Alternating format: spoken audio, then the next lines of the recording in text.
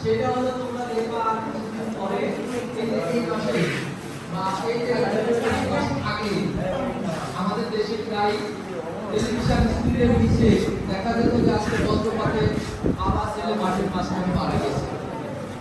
হ্যাঁ, ভাই খেলা করছিল, দুই ভাই গাজীপুরে ফুটবল খেলা করছিল, বাস পড়ে মারা গেছে। এরকম আমাদের দেশের প্রত্যেক বছর বাস পড়ে প্রায় 330 থেকে প্রায় 400 জন লোক আমাদের দেশে মারা যায়। সবচেয়ে বেশি 16 সালে এই বাস পড়ে মানুষ মারা গেছিল।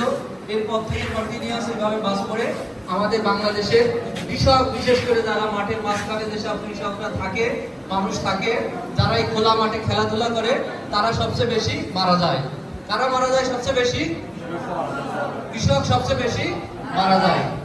আচ্ছা, তার আগে বলো, আমি বলছিলাম সিঙ্গাপুরের একজন নেতার কথা, যিনি বলছিলেন জাপানের দিকে তাকাইতে। তার নাম কি বলছিলাম?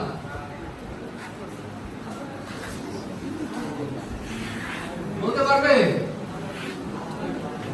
হ্যাঁ, লি।